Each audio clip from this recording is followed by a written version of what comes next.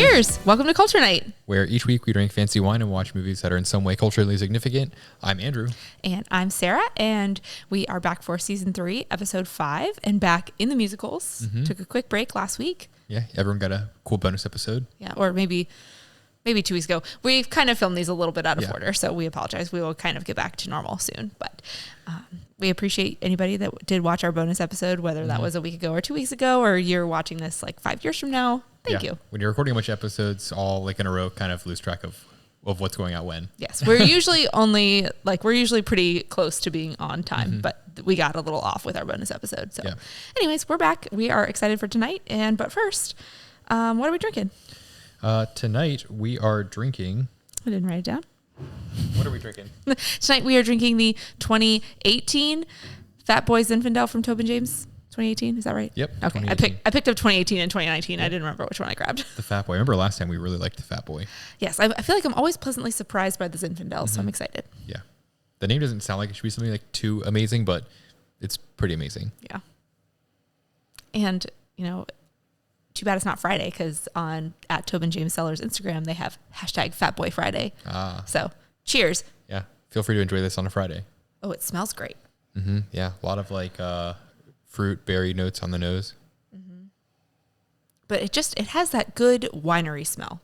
Like it just has that complexity and the layers, and it's something that I don't realize I'm missing so much when we're drinking just random bottles of wine. But then when you get a really good bottle and you're like, oh yes, I can imagine myself having this at a tasting at a winery and just being surprised. That's it. I feel the environment of a tasting and being at the bar and someone explaining to me what all the wines are with that smell. Imagine this one being further on in the tasting. They start with the whites usually and kind of work their way down towards the darker reds before they go into the dessert wines. At some places, I feel like this one would probably be about 3/4 of the way through that just from the smell. Oh, it smells so good. Let's give it a taste.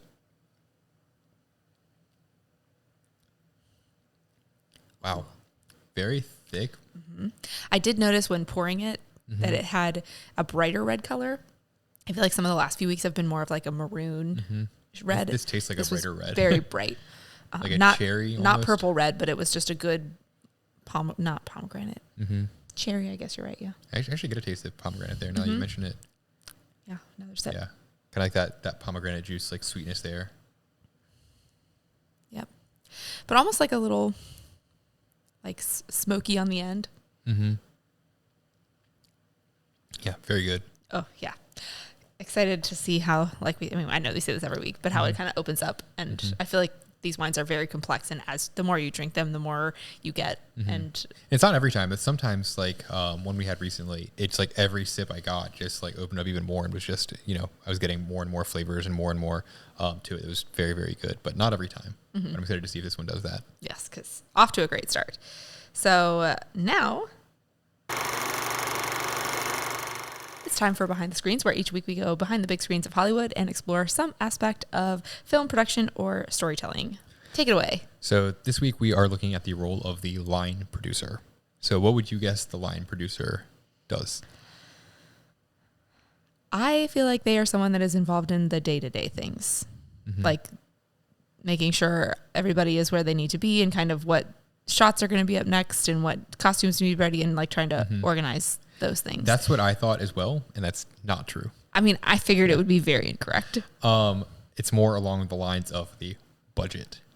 So they are very much involved mostly with the pre-production, but also they're involved throughout the entire process. So in the very beginning, they're hired by the producer and executive producer to come up with a preliminary budget based off of what they're working with, and use that to kind of create a rough shooting schedule based on the money they have, what the salaries are of who they're paying and whatnot. Figure out what equipment they can afford based on all these things, and kind of come up with a balance sheet of saying, okay, we can spend this much on locations. Here's where we're going to need to shoot based on the script. Here's the types of cameras, and here's all the people we can have for that. Here's how much we can have for food and all that sort of stuff, and come up with a preliminary shot of that. Later during the actual production, they'll come up with a much more accurate shot list and figure those things out. But they also are in charge of hiring the production team of all the assistants that kind of go along with this and building out kind of an army of all those workers that do all that production stuff that we kind of covered in other episodes and that we'll cover in future ones. They also assist with scouting the locations So they'll actually go, once they've hired, a location producer or whatever who actually goes out and does all those things, they'll go with them and make sure that they can afford to shoot there, but also figure out logistics of like, okay, how are we going to get everyone here? Is there enough parking? How are we going to get all all the rest of the set here, and how actually practical is it? Is there a way that we can save money by doing it somewhere else? And all those things that you might not think of. You might find like the most beautiful location, but you can't get the 500 extras that you need to that place because there's not enough parking. So you have to, hire a shuttle to bring them in, and like that adds to cost and all of those things. Yeah, I feel like all that logistical stuff would be very fun for me. I know not for a lot of people, but I just feel like that puzzle of like, we need to get this. We have this. How do we bridge that gap to meet the budget? It'd be fun on times where you can solve it, but on times where it's like you just know you're pissing everyone off because you wanted to shoot here, but you just had to be given the bad news if we can't afford to shoot there, wouldn't be quite as fun. Yeah, I agree. But I think the puzzle of it would be very interesting. And I was like thinking that maybe this line producer was probably like not the most favorite person on set, considering they're constantly coming around and saying, nope, can't afford that, or let's do this instead, or figuring out, where they can make cuts to stay on budget and all those things. But one thing they do have working for them is that they are in charge of making sure payroll is on time. Yeah, that would definitely help them. So I'm assuming that the people that, are making sure that you're getting your paychecks is someone that you probably want to, keep be best happy. friends with. Yeah. Unless they suck at getting your paycheck on time, in which case you would hit them even more. Yeah. You are walking a fine line there as a line producer between love and hate. Then after production, they actually, during production, they're looking ahead to post-production and figuring out, what composers can they get to do this, hiring the production studio that might do a lot of the final stuff, special effects, going through and getting all that stuff lined up. So once production is done, they can, hit the ground running there. It's just wild to think of a composer as not being involved from day one. Like when you think of so many like Pirates of the Caribbean, Harry Potter, Home Alone, to not have. Especially when you find ones that had a not just a preliminary score, but they had a composer that they thought they were going to go with, and then in post production they scrap all of it. Because I just imagine as they're filming this thing, they've just got like a boombox in the corner and they hear like the actual songs and all the intensity growing. One thing I forgot. Sidetrack. Sorry, I sidetracked you. I just had to. One thing I forgot though early on in the production is they also set up the LLC for the, film. Set up like an office, bank account to actually have the money to pay all these things. All of that. Behind the scenes paperwork, they're, filing all of that and getting everything to be official. In some cases, setting up email addresses in case they need email addresses specific for that production. I don't know how common that is today, or if people just use their same ones now. So line producer, that role though, does not require film school or a formal education of any sorts. There's not like, you don't go to line producer school or anything. It's just kind of part of the production ladder. So you might start somewhere like a production assistant, production coordinator, production manager, and then move up to like a line producer kind of as you're climbing up that ladder. And it's really big about like networking, obviously helps a lot, getting favors and figuring out how to get in contact with all these locations or people you might need to bring in. It's more about like who not what to kind of get into this role. And then obviously have to be very detail oriented to stay on track of all of these things. Yeah, makes sense. So it's cool. I've always seen that and just kind of assumed it was, like you said, like it was a day-to-day, making sure everyone on the set is in They're line on or the something. line and yeah, like the blue collar or like the assembly daily line grind. of making the movie or making sure everything's going through. But it is not that. Well, that's very interesting. And now that you say the financial side, that makes a lot of sense. So very cool. Thank you for enlightening us. I feel ready to embrace the next behind the screens. And with that, I guess it is time to move on to Slept on It for Chicago. Does your rating change after sleeping on it? Last week you rated Chicago a 6.2 and I rated it a 7.3. I'll bump it up to a 6.4. The songs kind of grew on me after a while. I knew you were rocking out to them because you knew them during the movie. They definitely got. I was trying so hard not to be obnoxious, and I'm gonna have to try extra hard not to be obnoxious tonight. And going forward, I think all of them I love so much, but they're just so catchy. I will say the Queen Latifah Mama one has blended in my mind with Mother Knows Best from Tangled, which leads to some really weird songs in my mashup. head. Oh man, I hadn't thought of that. Knows best. Yep. Oh, wow, I had not thought about that. Yeah. I totally see it. And like I'll start singing now I'm the never first gonna one look in my at head, and suddenly it morphs into the other one and back and forth. So. Oh man, the next time we're watching Tangled, I'm just gonna completely riff, and then I'm gonna get in trouble because I'm not singing the right words. Yes. Gotta watch yourself. Our 3-year-old will correct you. She's great. Okay, and so now I have some deep dives and some fun facts, behind the scenes things for Chicago, just to enrich our experience of the movie. First of all, something I totally forgot to say last week, a note, is this was yet another Chicago movie in our Culture Night experience. I can't believe we didn't talk about that. So far, we've watched, I might have missed one, but from what I could remember off of the list, we've watched Never Been Kissed, Risky Business, Ferris Bueller's Day Off, The Breakfast Club, The Fugitive, and Chicago. So I think 6 movies based in Chicago. Well, we need to go back to Chicago again sometime and do like a movie tour or something. Yeah, and spend more than 6 hours there. Yeah. I wonder if there is like a tour of like all the various famous film locations has there. to be. Yeah. I mean, just we've been watching movies for 7 weeks now, and we've seen 6 movies out there. That there's a lot more movies than that. And so now into some of the behind the scenes stuff. So we did talk about during the podcast last week was Richard Gere this like renowned tap dancer, and he just needed an excuse to do it. And no, he was not. He started tap dancing like 3 months before production so that he could perform that, and everything you see on screen is him. No stand-in, no double. It's all him. So round of applause to you. Yeah. Because, I mean, as I'm watching it, I was like, he has to have known this. Like, you can't just learn to tap dance, but apparently Richard Gere can. And he was also not the first person considered that role. There was actually a lot of big names that they were trying to get in for the movie. And apparently John Travolta, he regrets not looking at it more seriously. And someone else. I could see John Travolta playing it much more animated, I think. Yeah, and there was someone else, who's, of course I didn't write his name down, and he's escaping me now, but he thought he was too young to play the part. It's not. If it comes to me while we're still doing this. No. He was like 12. Yeah.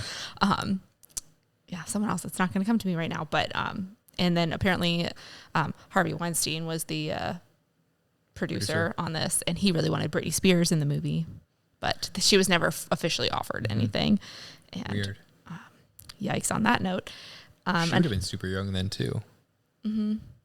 Yeah, I mean, Catherine Zeta-Jones and Renee Zellweger were both 32 or 33 when the movie came out, and Britney would have been 21. Yeah, I was going to say like 20. So would have been a little bit of a different movie with Britney in it. Another fun fact is the reasoning for Catherine Zeta-Jones' bob haircut is like she did all the dancing herself. She danced and danced and danced and practiced and was like bruised head to toe from all the dancing and practicing she was doing, that she said she refused to have a long hair, and someone could insinuate that it wasn't her dancing because they had the long hair to cover her face to put a double in. So she was going to have the short hair so you could clearly see her face the whole time so that you knew she was doing all the dancing in the movie. And I was like, good on you for getting your time in the spotlight and getting your work recognized. So that's the reason behind the haircut. But it was also very historically significant. The bob was pretty popular in the 20s. And you also mentioned last week the history of Chicago and when the actual musical play came out and all of that stuff. So the musical version of Chicago premiered in 1975 and is based on the 1926 play of the same name. So it did actually come out in the time, which I feel like is super interesting to come out like when this movie was set. It seems like it should be much more like a period piece, but like it literally was originally made into a play at the time that it was happening.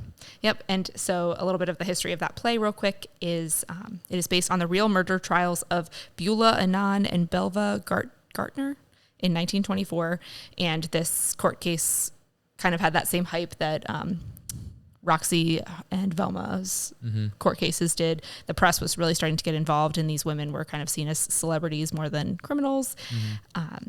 And the story is a satire on corruption in the administration of criminal justice and the concept of celebrity criminals. So I thought that was really interesting. There was a whole lot more in there that still feels very relevant today to how people glamorize those kind of things too. And it's crazy that it started 100 years ago. And how quickly like the attention of everyone can kind of move on so quickly to like, oh my gosh, I want to be just like this person. They're big, and then you just completely forget about them afterwards. Yeah, and then you'll hear a name and you're like, oh, like, remember when William Hung was like all over, like everywhere from American Idol?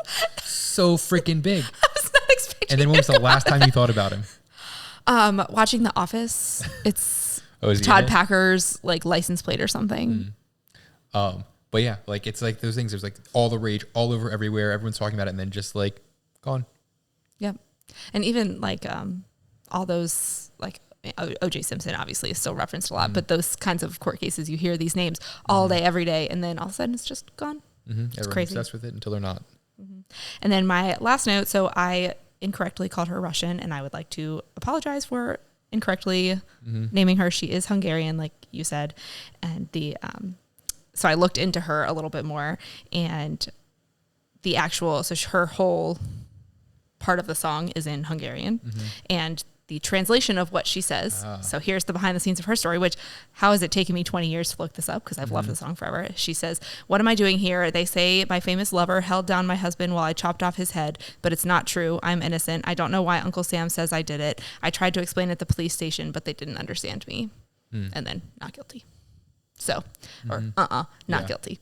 So as soon as I was reading the article, I was like, why had I never thought to look this up before? But that's her.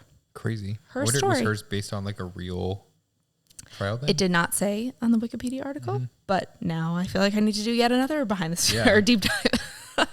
I wonder how many of those from that song were from that. Yes. A couple of them, I think, said that they were just made up. I don't know. I'll have to go back and look some more into it. But anyways, that was a little bit behind the scenes stuff for Chicago. There was a lot more out there, lots of interesting stuff as always, but I try to pick the ones that are relevant to things that we talked about in the podcast. Yeah. Well, so with that, does that close the door on Chicago? I think it does. I think it's time to head into our time machine. Well, we got because we first have to announce the movie. Gotta tell everybody what we're watching. Well, what are we watching tonight? Tonight we are watching The Music Man from 2003.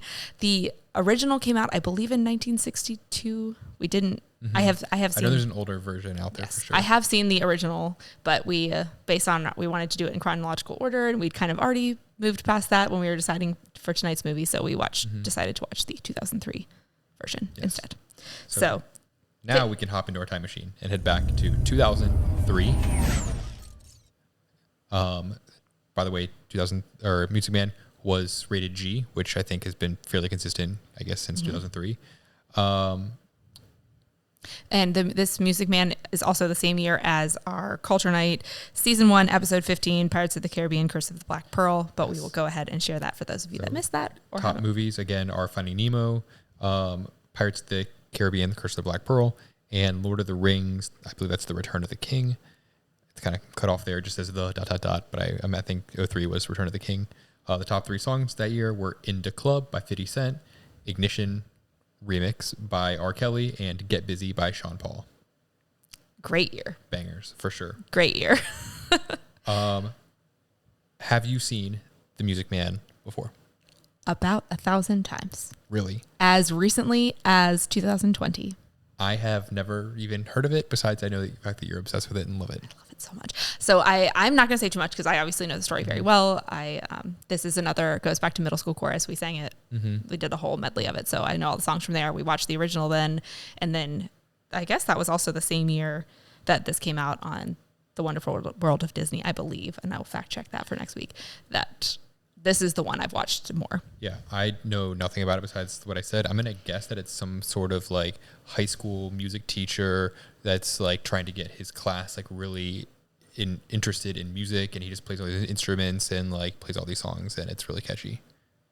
All right. I can't wait to see how that unfolds. Let's see if that's true. Yes. And it's like killing me not to be like, well, I know it has blah, blah, blah.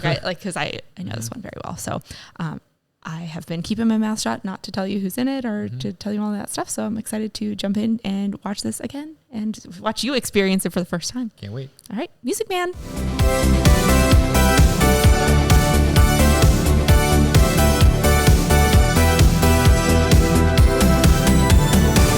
All right. Cheers.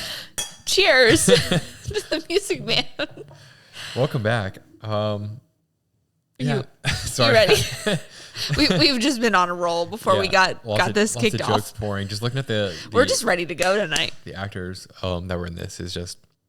We'll get into it. Yeah, today they are different. First off, though, before we get into let's start with the wine scale. The wine scale is a 0 to 10 scale. 10 obviously being the best thing we've ever tasted in the universe. However, this scale is heavily weighted given the fact that all of the wines we will drink on this show are fancy wines. They're good wines. So a low score does not necessarily mean that it is a bad wine. That being said, how would you rate this wine? I'm going to rate it a 6.8. I was going to rate it a 6.0. I almost switched it to a 6 flat. which I know is a big swing. Yeah. But I thought, it's far and above the best wine we've had in several weeks for me. I know you had one a couple weeks ago that was an 8, but like this one was much better for me, that I felt like I had to bump it up a little bit. It was good. I was waiting for it to like give me something more after, we'd had a couple of sips of it. It aired out a little bit. It was good, not amazing. I liked the I don't know, the boldness to it, the flavor. Like it was what? Good. It wasn't like overly sour or bitter or alcohol forward. It was just a really good wine. Yeah, it was very solid. I mean, Fat Boy's in. Flip it for the people. So good. Cannot go wrong. Oh, this one actually has a good description. Oh, tell Fat us. Boy, the name says it all. Talks about. Let's not get too wine-snobby about this wine. This is a wine to be shared and enjoyed. Well, yeah. I mean, I think that really sums it up. That's how I feel about it. The Fat Boy is like a best friend you had as a kid. Big, brash, and maybe slightly obnoxious, but always loved. Enjoy. What a description for a wine. Go Tobin James. Yeah. Wasn't overly bold. It was solid. Yeah, I thought it was great. No complaints here. I'm down to Fat Boys in again. Yes. Anytime you want. Would order it if I saw that on a menu at a restaurant. 100%. Movie scale out of 10. This one is much more subjective. I am going to rate it a 2.7. Oh. I was going to make you go first, but I know. I mean, I was going to give it a 5. It's not a Forrest Gump 10, 8. It has a lot of nostalgia for me. It's got a great cast. I love the songs. It was long. Yeah, well, No, you're allowed to have your opinions. It's not that it was too long. It's just like it seemed like there was like 75 songs in this movie, and there was a lot more than I remember. Hard to really kind of follow, like just the songs themselves, and then they kept like kind of like bringing back others from earlier and meshing them up, and it seemed like it was written by someone who had just the most severe case of ADHD. I do see that. I do see it. I couldn't really get a sense of like the rhythm and be able to even follow like the storyline through the songs. Yes, I do wish that we had put subtitles on, because I do think, because even I know a lot of the songs, I don't know all the songs. That there were some where I was like, I think this would be easier for me to follow in my tired nighttime state to be able to read a lot of what's going on, and we didn't put them on. So yeah, I don't know. The fact that there were, this is like one of my first notes, is that this has more words per second than Gilmore Girls. Is that I don't know how the subtitles could have kept up. It was just flying through, especially in the very beginning, that first opening excellent song, comparison. where they were talking like a choo-choo train, and I was like, I have no idea my first note is what the F is going on. It was just hard to follow right from the start. I agree. That's why I didn't give it a 10. Like, I don't think it's the best movie ever. It is just very much nostalgia for me. That was why I love this so much. Yeah. So before we get too deep into all of our thoughts, why don't you give us a movie description? Well, yes. Okay. Movie description. A man comes to a small town trying to con them into giving them money as posing as a music teacher. Ends up being caught at the end, but not after winning over the hearts of the town. Not before, not after, not before winning over the hearts of the town. You got it. It's late. Yeah, you got it. You got it. It's fine.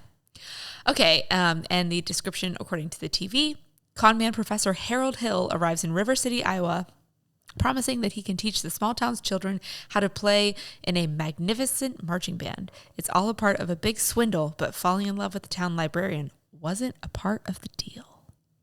Dun, dun, dun. Love finds a way. Was the movie what you expected? You've seen it a lot. Yes.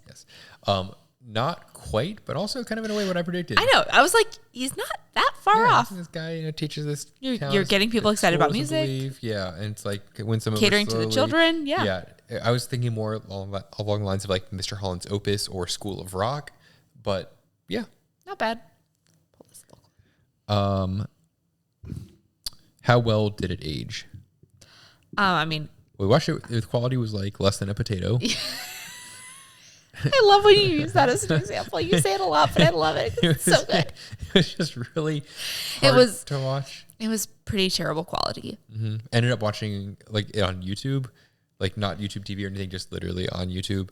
I think it was like the 240p, very low quality version. Yeah. I will say I'm pretty certain that's the same video I watched a couple of years ago when I watched it. And when I say I watched it, I mean I listened to it while I was doing other things around the house, so I wasn't actually paying attention to it. I was just listening to the story and the songs. But yeah, quality was not great. I do feel like watching the original, we would the original movie, we would have more of a say in like how well it aged, because this is obviously a remake. It's also a period piece. Like you can't fault a lot of the story because it was set in 1900-ish. Yes, but I did have a note that there were some 90s ass transitions. Like this is obviously came out in 2003, but there's like those transitions where it's like really close on people and like fades in and out between various things. And then has one where it's like at like a 40-degree angle, like trying to show it. And like, it's back to those iMovie transitions or PowerPoint between slides, you know, like the starburst or the weird, like someone found that Windows Movie Maker transition feature and they were like, we're going all in. We got it. It also, some of the shots in the early parts at least felt kind of claustrophobic and close up, that felt I guess the focal length seemed more common in the 90s and early 2000s than you see nowadays, where everything is so wide angle and wide. So it definitely felt like it was of that time period. But I think it still aged fine given the fact that it is a period piece, like you said, and a remake. Yes. But to the like cinematic notes that you made, to me it also like it premiered as part of the Wonderful World of Disney. So to me it is like always been a made for TV musical. And that's exactly what it is. And it's not above that. It is just, that's what it is, and that's fine with me. Yeah, it's kind of wild, the runtime of it, given that it was like a made-for-TV thing. Right. It must have been like a 3 hours with commercials. Right? I didn't even think about that, but I mean, I watched it when it premiered. I remember watching like kids' attentions for that long is, you know, good luck. Right. Kept mine though, apparently. True. Next question on the culture questionnaire. Could this movie be made today? Sure, they can make another remake. Yeah. It's about a specific period of time. Con men are still around, so why not? It would be interesting to see a more modern take on it, how they would kind of do that. I have a note about that. We'll come back to it. Okay, so the next question is, did they say the title of the movie in the movie? Yes. They did? They did in the opening song. Because a lot of words, they're hard to follow. I heard it and I was like, oh, they said the title of the movie. Something in my brain triggered. So yes, they did say it. Yeah, he's a music man. Like, I mean, it was a very like. What was he? The music man. He was a music man. We'll round up. We'll say sure. Does the title fit the movie? Yeah, I also feel like. I mean, there could probably be a better title. I think it's a fine title. Yeah, like I feel like in that time period they could have gone something closer to like not quite like music heist, but something like that. Yeah, something alluding more to his mischievousness. Yeah. Music con man. Music con man. Were there any actors that went on to do bigger things? There's a lot of people that had done big things. Yeah, I got Molly Shannon, Victor Garber, Matthew Broderick, obviously, Christian Chenoweth. A lot of names there, but I do think the boy that played Winthrop has done more since then. The thumbnail that I'm seeing right there from that, it looks like he's been at least in something to have gotten those high quality headshots. Do you think he still has his lisp? I hope so. I hope those front teeth never filled in. The front teeth never came in. We can't see his teeth from this picture, but we'll never know. But otherwise, I think everyone in this was kind of either had already done something big or this was in the middle of their career. And I think that's kind of like what we were getting with Chicago was these musical remakes were coming back again, and people, all these big name celebrities wanted to be a part of them. And so they have a great cast. Yeah. Definitely helps putting the Disney name on it to get a bunch of people that want to be in it. What impact do you think this movie had on pop culture / do you feel culture after watching it? I think this particular version, nothing. It was a part of the Wonderful World of Disney, so maybe it reached audiences that it wouldn't have because that was such a thing at the time, I do plan to deep dive The Wonderful World of Disney for next week. Yeah, I guess if this was part of that, then it makes more sense in the cultural significance. This was obviously your recommendation. I'd never heard of this, but it makes more sense that it was part of that whole series. I'd be more interested to know the significance of the original, to know like what its storyline is, background, how it was received and everything. It seems like it was more geared towards kids and part of a Disney series. Yeah, I do think the original is more beloved by people than this version. I have seen both. In my mind, they're the same because I saw the first version very close to when I saw this, and it was like the exact same story and about a time before when it was made, so it was still a period piece. And to me, they were the same 20 years ago when I watched this for the first time. But I think people really like the original, but I would be interested to dive more into the origin of how this story came about and what that played in the musical history. Yeah. But otherwise, I can't say I feel cultured after watching it, other than the fact that this was one of just many parts of The Wonderful World of Disney, like you said. Yeah. I mean, I've seen it before. I love it. It is a part of my life culture, but it is not, I don't think, overly well known. I do think the people who love it, love it. And there's some great songs. There's a lot of songs, but there are some. There's certainly some songs. I'll give you that. This was a musical. It was a musical. All right. Would you like to go first with your notes? Sure. My first note, obviously, like I said, was what the F is going on with just, it starts off strong very quickly with that train scene where they are just talking. Yes, and it turns into like this song and it's going on with like the rhythm of the train. And you're like, wow, where am I? What is going on? They're not holding back anything. They're just dropping you right in there. It seems like it's regular conversation, but then you quickly realize, no, they're actually just talking along to the pace of the train. And it's, very interesting. My next note being that I freaking love Victor Garber. The enthusiasm in his voice when Victor Garber stepped on screen was amazing. Victor. I mean, just everything he's in. I don't know what it is about him, but he has a very commanding presence. Yeah, he just like seems so refined. And I didn't absolutely love his character in this, but for the most part, everything that I see him in, I'm just like, man, I just am glad that he's in this. I mean, his character is the killjoy of the group, but he plays it so well. Like, so good. I was expecting some like more song or dance from him, but he seemed like he was kind of the whole like anti-fun, like no fun, the footloose kind of, no dancing allowed here character in this. No dancing. So it makes more sense, but I feel like it was not fully utilizing his character or his actor's specialties. I do feel like I need to see more of his work. I mean, I've seen some. I have a little bit, but I feel like there's more there. I would love to do a Victor Garber season. A whole season? All in. Oh. Next note being that this has more words than a Gilmore Girls, words per second than a Gilmore Girls episode. There was just so much talking, especially in the beginning, and a lot of the musical numbers just had so many words packed in. Just made it very, you had to be fully paying attention to really follow this. Next note was that Matthew Broderick, I don't know if he was like, it was part of his like con man part, but he kept like adopting a random accent for bits and pieces of it. Like I guess he was trying to act Irish or something. Yeah, because Mrs. Peru was Irish, so I think he was trying to schmooze her into being like, oh well, I'm part Irish too, even though he was from Indiana. That was just part of his. Kind of kept coming in and out, but I guess it makes more sense if he was trying to actually put that on. I thought Danny Kaye would have been excellent in this movie, playing Harold Hill. 100%. I think he just would have brought. Yeah. Oh yeah. He could have acted out all the instruments. He would have gotten really into animated with the whole dancing. Just would have absolutely loved the whole musical part of it and the dancing. Your main man, Danny Kaye. Yeah, I think he would have thrived in this role. I believe it. I believe the original musical, like the musical itself, was 57, and then the movie was made in 62. So it was like his era-ish. Yeah, I think it might have been a little bit too late for his like real prime time, but I think that he would have really thrived. I see it in this type of movie. As much as I can only take but so much of Danny Kaye. He wants more. You hear it. You hear it. I thought this movie felt like a Ferris Bueller spinoff in a way.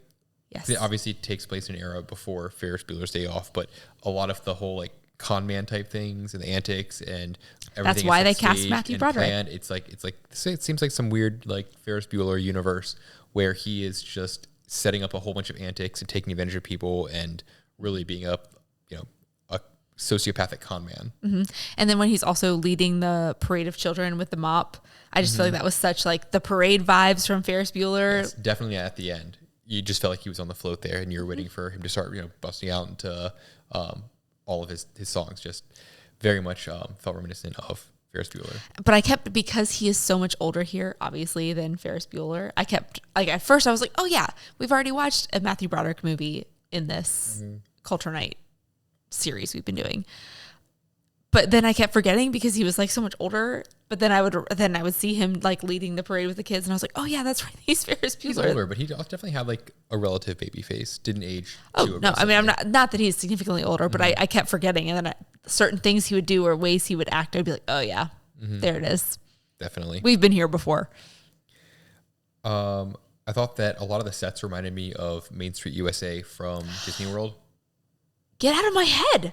Because I thought the exact same thing. Oh my God. I mean, it helped they had all the 4th of July flags out and everything, really taking advantage of that. I thought the exact same. Like, I feel like this takes place like in the Main Street portion of Disney World. So wild. I didn't actually write it down, but I was watching it thinking like, man, this looks so much like Disney World. And I know it's like produced by Disney, so I don't want to sound stupid by saying that, but it makes sense. Early 1900s, it's very patriotic. It gives that Main Street USA vibe for So sure. it's sort of like trying to capture some sort of like small town feel. Main Street USA, River City, Iowa in 1900. Yep. Very generic name.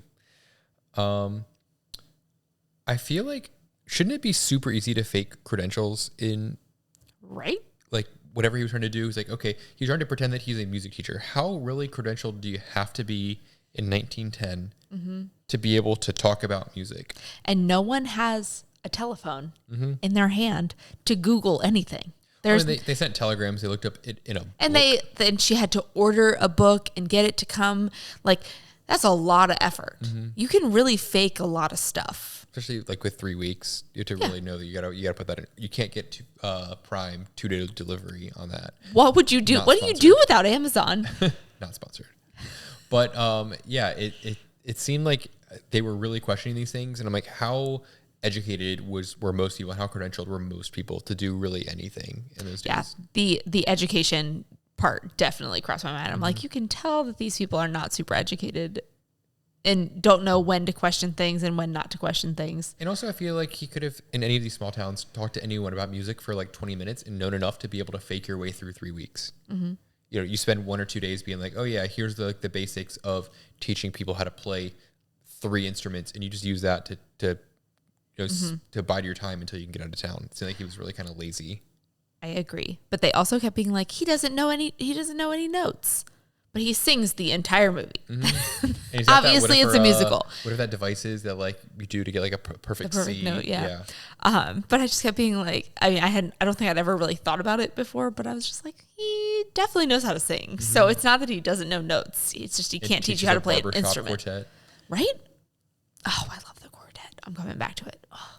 This also ties into the whole Ferris Bueller part, but my next note was that he seems like a sociopath, and that very much seems like Ferris Bueller. Yes. There was one face like I watched him make where I was like, you are a sociopath. Definitely like just unfazed by the emotion of things and being able to just completely lie, no guilt and everything, not thinking twice about it. Yeah, just constantly hopping between like personalities and being extremely fake to different people. Just very much reminded me of that Ferris Bueller part. Talked about the 90s transitions. I wondered who the audience is for this movie, because it was long, a lot of talking, a lot to really kind of take in to follow the plot. Yet this is rated G, and it was a Disney movie. That I'm trying to figure out, like, who was the target audience? Was it like 9-year-olds, or do you really think 9-year-olds are going to sit down and watch this entire thing and follow this whole thing and go back and rewatch it? Obviously, spoke to you, but I was 12, 13.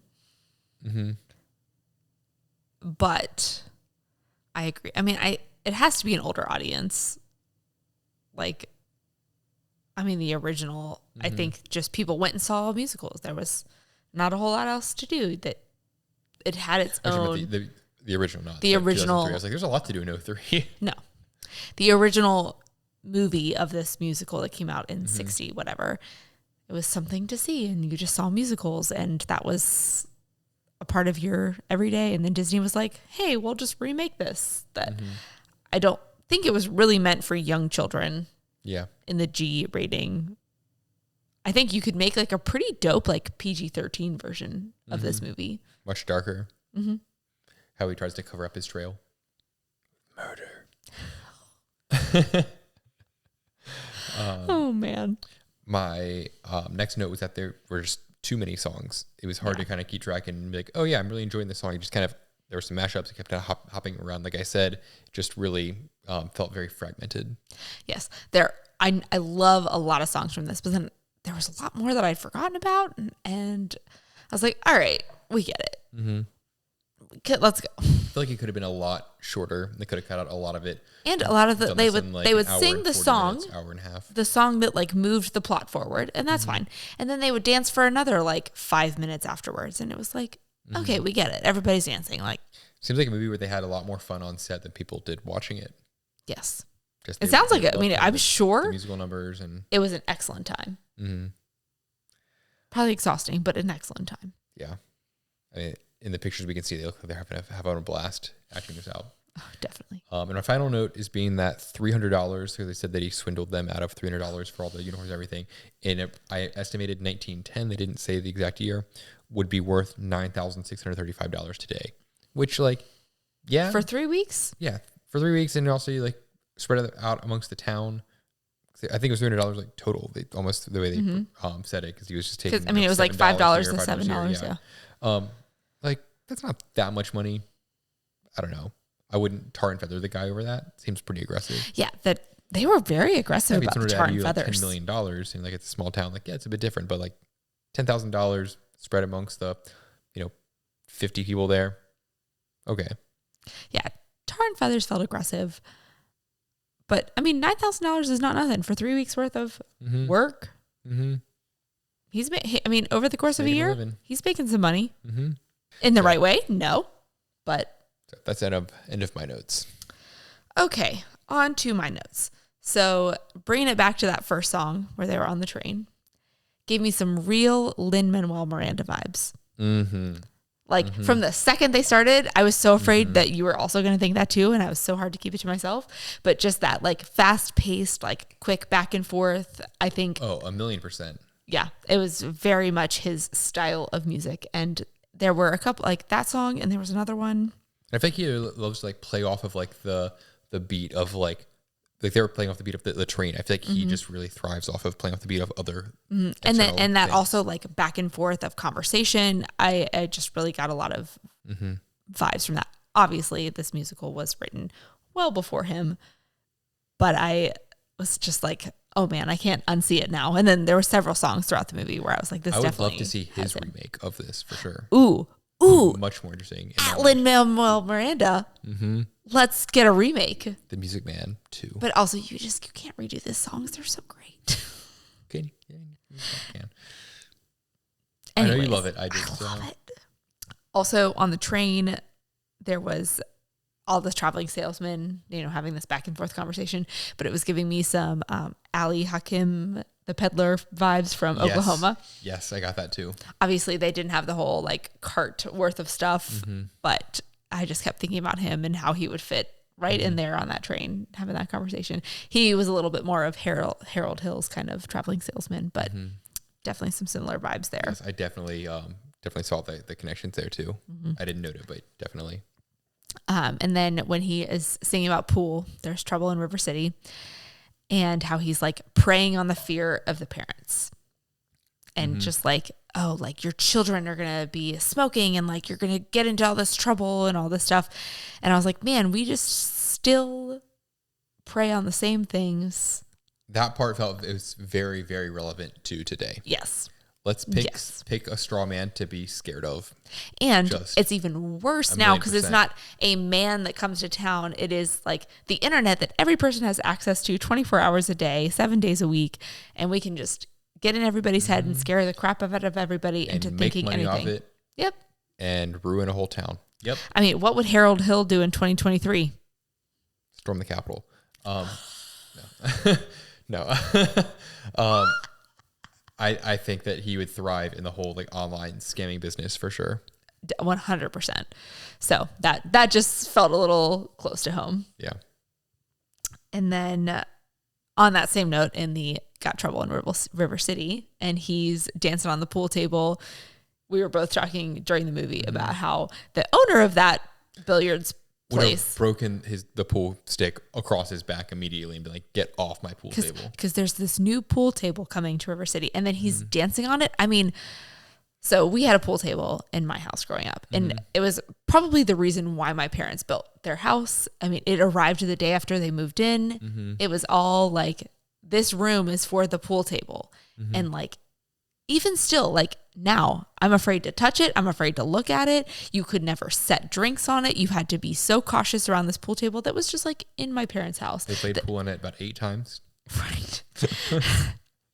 More than that, but like, it was this like coveted thing. And so don't touch. You would think that this thing that was going to be in town for everybody to use, that they'd be like, yes, man, stranger that's come here from nowhere, dance on my pool table. Absolutely not. Nope. Yeah. Gotten thrown to the ground, beaten, 100%. Kicked out for sure. Yeah, that's a hard no. So just did not line up. That I think maybe that hit some like personal strings, but I was like, you don't do that. We all know someone who's got a pool table that they're like overly protective of, and especially a brand new one. Anyone would be protective of that. Just seemed like he was. It's an investment. Really pushing it for someone new to town. My next note is,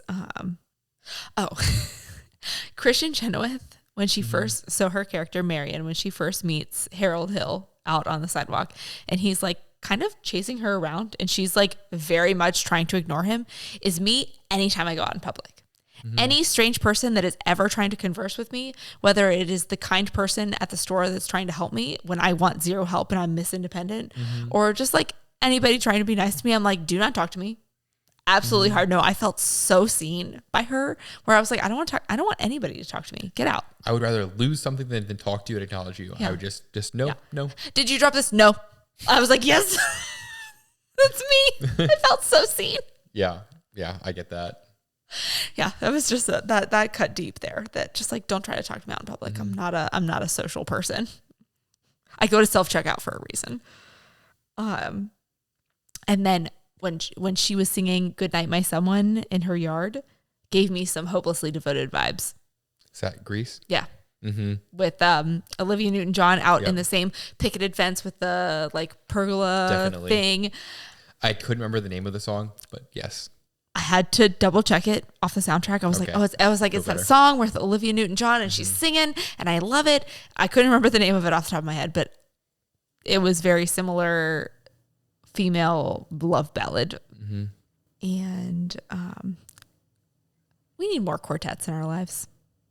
I love them. Back in high school, me and a couple of my friends started an impromptu quartet in that we just randomly started singing one time. And it was a blast to do it impromptu. We had no formal training. We had no idea what we were doing. We just occasionally, when the four of us were together, we would start trying to sing and make it into songs. It's very fun. What? You? Yeah. It wasn't official or anything like that. Sometimes like three of my friends, we'd be just like hanging out and we'd just start singing and trying to harmonize and make it into songs. You learn something new every day, don't you? I wouldn't consider myself like in a quartet. Oh, we did have a name. What was the name? I will figure that out, that name, and I will. Please report back. We're all curious. What? What? How have I known you for this long and I didn't know that? Yeah. Oh my God. You can come back with all your details, but dang. Yeah. There was a couple of quartets in high school that would sing at the concerts and I was in chorus. So I would like watch them and be like, man, that's pretty amazing. I would love for someone to sing to me. And then all of the a cappella groups in college, there would always be like a couple that would like come out and sing something. Yeah, but how comfortable would you be if someone a quartet came in and actually sang to you? Like in Friends, when Ross hires the quartet to come sing for Rachel. No, I was just thinking, so you just talked about how you don't want people like to talk to you in public and like are afraid, whatever, you'd rather say no. 4 people come up to you and start singing it, you'd be like, no, I have to leave. If you were a part of it and you, my person, were singing to me, sure. I don't know. There's just something very dreamy about a quartet. It's very romantic. It also felt a lot like Imogen Heap. Oh, harmonizing. yes. That I felt like I can see where she's like a one-person quartet in that way. She's a one-person quartet. That's because she literally is singing like the same part in a couple different ways and hitting the different frequencies there. Yeah, she's pretty incredible. But anyways, I would love to see a resurgence of quartets because I always, and even just, I mean, not that they necessarily need to be singing specifically to me, but every time I hear them. How many people were in sync? 5. 5 quintet. Yeah. Backstreet Boys? 5. Dang it. 5. 98 Degrees? 4. Ooh, there we go. I believe it's 4. You heard fact check me. There's the quartet. But I just, every time I hear them and back in Main Street USA, Disney or wherever is, I'm always just like, there's just something so magical about that harmonization. Is that a word? Is harmonization a word? I'm making it one. Harmony. Yeah. It's just so great. Mm-hmm. And then my last note is the Pick Little, Talk Little song, which is my favorite from the song because it's so dumb. But I love that it's such a representation of women as much as we try to fight it. Just like the gossiping and the someone is telling a story, but there's always people in the background like cheep, cheep, cheep, cheep, cheep, cheep, cheep. Like, oh, I love that song on so many levels. It's very catchy, but it is a very, when you actually definitely very well represented that vibe of that group they were singing about. And there's that group of women in any small town that is going to be gossiping. And I feel like just like the layers of that song is really great. And also it almost a little bit gave me some Cell Block Tango vibes. Every once in a while they would throw in a single word or something where I was just like, I feel like I just watched this, but obviously completely different. Much less murdery version. Yeah. Yeah. Less murdery version of Cell Block Tango. Definitely. That's my last note.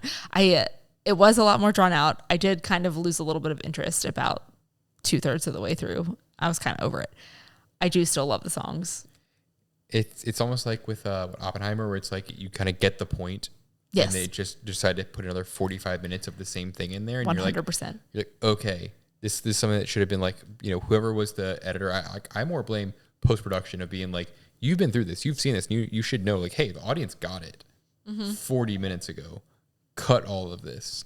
I agree. It's not adding to the plot. We would just kind of want to see the end result, what actually happens after all this setup, because we get it. He's a con man. He's kind of been found out, and it's like he's still just kind of circling around for 40 minutes, and then the repercussions finally hit. Agreed. It's like, okay, get on the train. Oh, never mind. He's going to stay. Over it. And I mean, it's not just movies. Books are like that too. Where you just kind of you're reading and you're like, okay, I get where this is going. Oh my God, I still have several more chapters of the same thing. But I just think that post-production could have done a bit better job there. Definitely. Yes, but overall, I'm glad to have seen it again, to have watched it with a little bit more of a critical eye.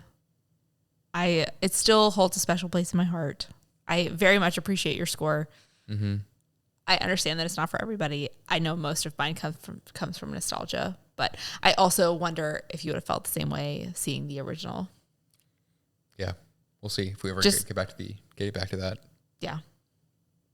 Maybe we'll cycle back. We'll see what the next OGs season where we watch originals of movies that we've seen. Ooh. Newer versions of. Ooh, love it. We keep coming up for season ideas, and I keep coming up with season ideas, and I keep getting really excited. But then I'm like, this is gonna last forever. Yeah. Season 86. So stick around. We're gonna be super old, but we have a lot of movies to watch. I know we're crushing through seasons per year. Though we're already about to wrap up season 3, and we're still in our first year. So. Yes, but we've still only watched 28, 29 movies. I don't know. It's not enough. Too many. Yeah. Well, so we'll keep watching them. You heard it here. We're going to be around for a while. So if you have not followed, rated, reviewed, subscribed, liked, all the things, we are on Instagram at Culture Night Pod. We are on YouTube at Culture Night Pod. Follow us wherever you get your podcasts. Twitter, also known as X, but also actually known as Twitter. I have kind of stopped using that because I'm a little bit against whatever nonsense they're trying to do over there. No offense. culturenightpod@gmail.com. Yes. If you have any thoughts, comments, leave them below. Google us, reach out. And we'll catch you next week for another musical. Oh, cheers. Not even going to cheers me. Come on. Cheers. Bye.